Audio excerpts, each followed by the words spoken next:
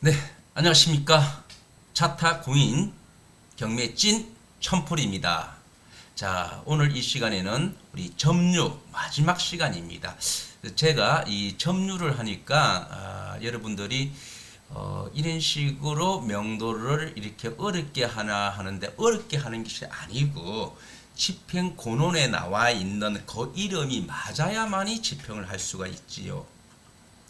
자, 여러분들은 판결만 받으면 뭐든지 다 된다고 이렇게 생각하는 사람들이 많아요. 특히 나이가 드신 분들은 어떤 경우 누구누구에게 돈을 주라 그러면 돈을 다 받는 줄 알아요. 어떤 분들은 법원에서 돈을 주는 줄 알 정도로 착각하신 분도 많이 계세요. 뭐 너무 내가 어, 잘못 이야기했는지 모르겠지만 실제 그런 분이 있었다는 겁니다. 법원에서 다 해주고 돈도 주는 줄 아는 분도 있어요. 자, 판결이 났습니다. 누구누구에게 돈을 주라고. 그런데 판결은 판결입니다. 돈을 줄 사람이 돈을 안 준다고 멱살 잡을 수 있습니까? 안 된다 했잖아요. 그분이 줄 돈이 없으면은 강제 집행하러 갔는데 압류된 물건이 없으면 집행 불능입니다. 굉장히 그런 거를 보고 뭐 법이 한심하다 하는데 한심한 게 아니고 현실이 그렇습니다. 현실이. 그래서 예를 들자면은 우리 명도도 마찬가지입니다. 누구누구는 별지 부동산을 인도하라. 갔는데 점유자가 틀리면은 집행을 못 한다는 거지요. 자, 그런데 한 번은 이런 경우가 있었습니다. 정말 저도 이런 경우가 있을 때 너무너무 조금 만약에 첨풀이 채권자가 됐을 경우에 저럴 때는 어떻게 할까 이런 생각도 많이 하였고 이런 경우에 한번 해당되는 우리 회원님이라든지 우리 낙찰자 이런 분들은 마음고생을 이루 말할 수가 없을 정도로 혹시나 이 유튜브를 보고 계시는 분 중에서 본인이 당사자라면은 맞다 이렇게 할 겁니다. 그런데 이제 그 당사자들은 이 유튜브 안 볼 겁니다. 왜? 경매가 정이 떨어져 가지고 이제는 경매를 안 하는 그런 케이스가 될 수도 있습니다. 그러나 만약 본인이 건물주인데 세를 살고 있는 상가 주인이 이런 식으로 계속 수시로 점유가 바뀌는 경우에는 어떻게 할 겁니까? 뭐 경매에 손놨대서 나도 내 모르겠다. 그러면 얼마나 제가 손해가 되겠냐고 본인들이. 여러분 그러지 마시고 인생에 살아가면서 이 민사집행 지식, 이 명도 이런 상가를 가지고 있는 분, 건물 임대 사업을 하시는 분 이런 분들은 이 명도는 필수입니다. 필수. 명도 하면은 첨풀, 첨풀 하면은 명도. 물론 사실은 저도 경매도 잘해요. 제 강의 들어보면 깜짝깜짝 놀랍니다. 그런데 경매보다는 이상의 저를 명도 이렇게 많이 이야기를 하더라고요. 그래서 제가 저번 시간에도 우습게 이야기했지만 명도도 공부를 하셔야 됩니다. 왜냐하면 명도를 잘하면요 들어가는 비용이 거의 3분의 1, 어느 때는요 10분의 1까지도 줄여줄 수 있어요. 명도를 어떻게 하나 따라서 틀리거든요.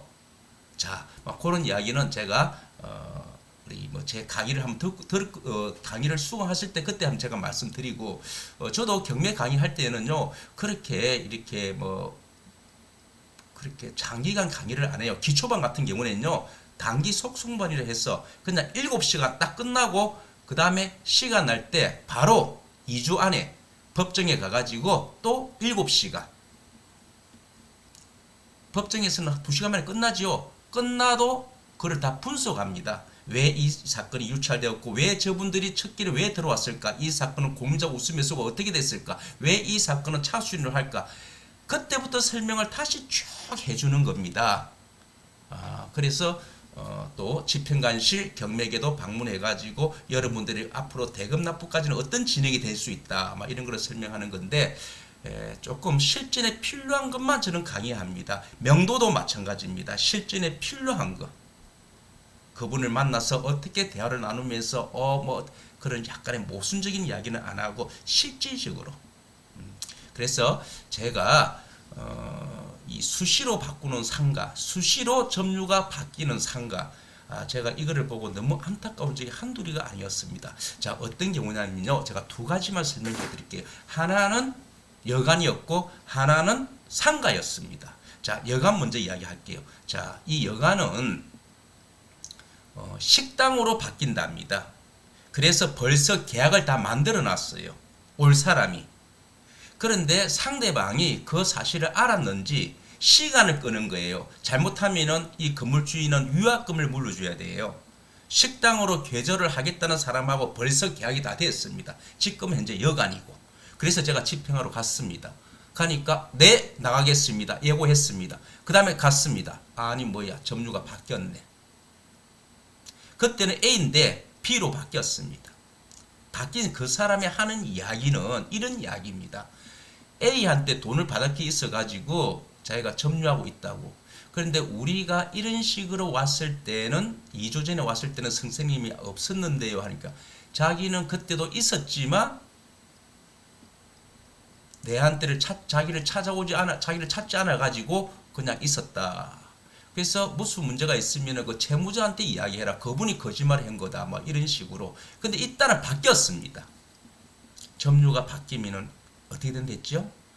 집행관님은 집행권원에 나와 있는 채무자하고 이름이 동일한 사람이 아니면은 집행을 못합니다.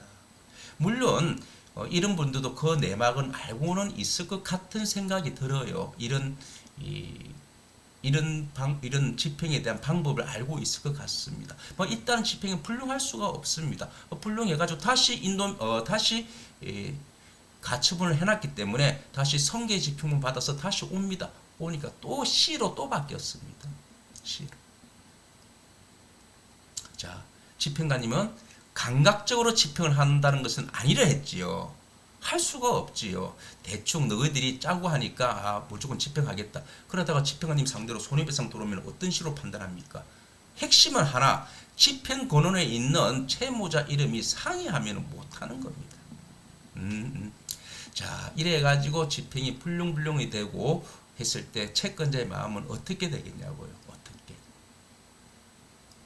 해법이 어떻게 있겠습니까? 해법이. 자, 또 하나는 식당입니다. 식당인데 어쭈구리 집행 갈 때마다 주방에서 요리를 하고 있어요. 저들은 자신이 있다는 거 아닙니까? 점유가 바뀌었으니까. 아니다니까 점유가 바뀌었어요. 그리고 또 가니까 또 바뀌고 계속 바뀌는 겁니다. 식당은 계속 영업을 하고. 자, 이런 경우에는 채무자가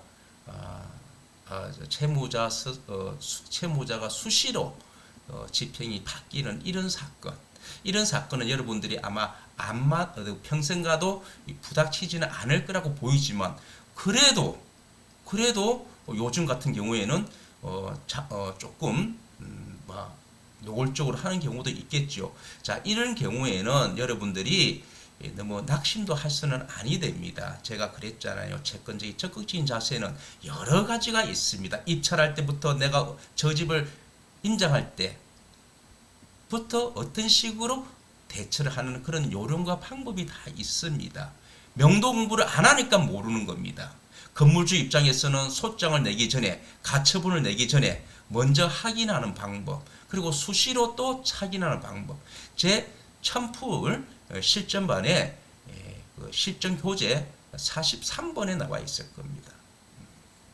자, 그런 거를 강의를 들었던 분들은 굉장히 이런 것을 봤을 때는 대처할 능력이 상당히 뛰어납니다. 이거를 잘못 대처했을 경우에는 수개월이 소요되고 그리고 마음고생, 또 금전적으로 손해, 시간적 손해, 이런 식으로 되니까 명도 공부 하셔야 됩니다. 정말입니다. 모든 공부도 경공매에서 중요한 것이 다 중요합니다.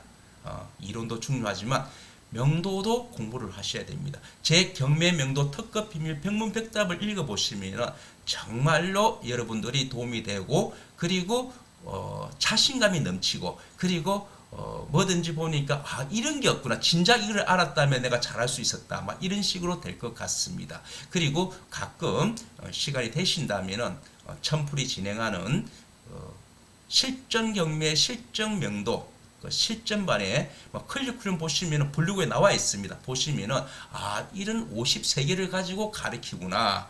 그러면서 말이 53개지 약 한 400개의 차트를 가지고 제가 강의를 합니다. 그래서 이런 명도에 대해서 이런 공부를 한번 하고 나면은 제가 다시 한번 말씀드리겠습니다. 가성비 최고입니다. 집행비용 절약할 수 있습니다. 채무자 스스로 이사가게끔 할 수 있습니다. 송달 최단 시간에 빨리 상대방에게 송달할 수 있는 요령과 방법도 자기 스스로 됩니다. 그리고 자기 스스로 적극적인 자세, 마인드가 틀어집니다. 바뀌집니다.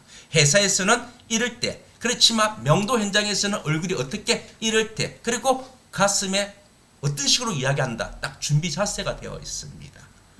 자, 그래서 첨풀 TV를 잘 보시고 또 제 경매 명도 특급 비밀 병문백답도 많이 본인들은 다 알고 있을 겁니다. 그리고 상대방에게도 선전도 좀 하시고 이러시면은 많이 우리가 도움이 될 거라고 생각합니다. 제 그 블로그에도 보시면은 실전 경매란에 보시면은 이런 점유자 뿐만 아니라 경매 이야기도 많이 넣어놨습니다.